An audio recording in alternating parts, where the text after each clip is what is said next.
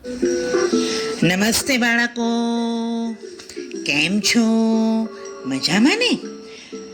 આજે આપણે ફરી મળ્યા અને આજે આપણે જોવાના છે એક સરસ મજાની વાર્તા. અને વાર્તા બી કોની?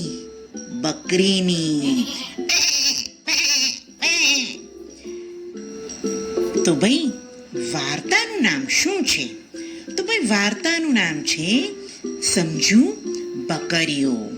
વાર્તાનું નામ છે સમજુ બકરીઓ. એક હસમુખપુર નામક ગામ હતું. એ ગામમાં ઘણા લોકો રહે. સવારે જલ્દી ઉઠે અને પોતાનું નિત્ય કાર્ય કરે. બીજી બાજુ એક કનકપુર નામક ગામ. એ ગામમાં ઘણા લોકો રહે અને ખુશખુશાલ જીવન ગાળે. બંને ગામની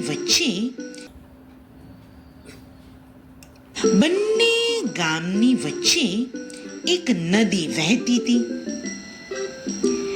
એ નદીની ઉપર એક સાંકડો પુલ.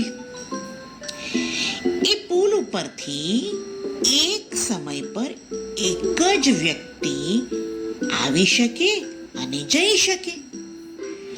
જો કોઈ પણને પુલ પસાર કરવો હોય તો એક સમયે એક જ જણ જઈ શકે.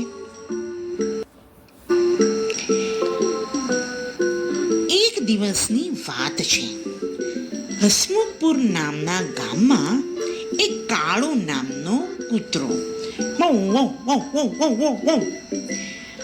અને કનકપુર નામના ગામમાં છોટું નામનો કૂતરો બંને જણ ફરતા આ પુલ ઉપર આવી ચડ્યા. કાળુ કહે છે, હું પસાર કરીશ. કાળુ કહે છે, પહેલો હું જઈશ.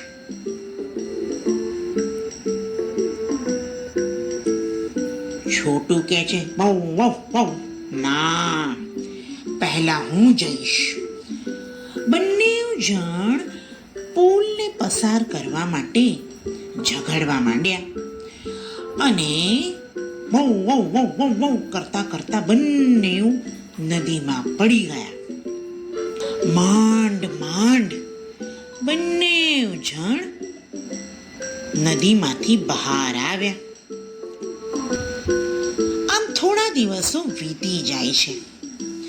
થોડા દિવસ પછી હસમુખપુર નામના ગામની અંજુ બકરી અને કનકપુર નામના ગામની મંજુ બકરી, બંને બકરીઓ ઘાસ ચરતી આ પુલ ઉપર ભેગી થઈ જાય છે. મંજુ બકરી કહે છે, અંજુ, હવે શું કરીશું? અંજુ કહે છે, તું ચિંતા ના કર. જો આપણે પુલને પસાર કરવા માટે ઝઘડીશું તો પેલા બે કૂતરાઓ જેવી આપણી હાલત થશે. આપણે પણ નદીમાં પડી જઈશું. આપણે કંઈક વિચાર કરવો પડશે. મંજુ કહે છે, સાચી વાત છે અંજુ. થોડી વાર પછી અંજુ કહે છે, મંજુ, હું આ પુલ ઉપર બેસી જાઉં છું. તું ધીરે રહીને મારા ઉપરથી પસાર થઈ જા. ત્યાર પછી હું ધીરેથી ઊભી થઈશ અને હું પણ પુલ પાર કરીશ. મંજુ કહે છે, સારું. અંજુ તો કરતી બેસી ગઈ. મંજુ કરતી પુલ પસાર કરીને પોતાના ગામમાં જ ગઈ અને ધીરે રહીને અંજુ ઊભી થઈ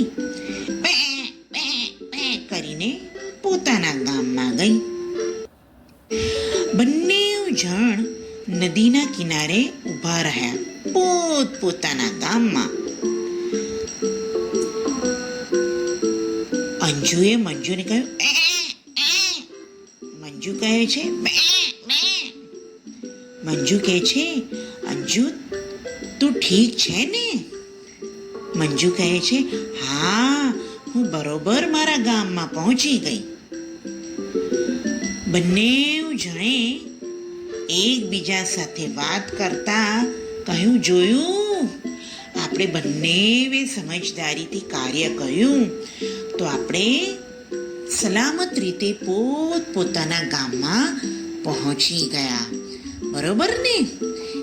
એવી જ રીતે બાળ મિત્રો, આપણે આપણી દરેક મુશ્કેલીમાં સમજદારીપૂર્વક કાર્ય કરવું જોઈએ. બરોબર ને? હવે આપણે નવી વાર્તા સાથે ફરી મળીશું. આવજો. Bye bye.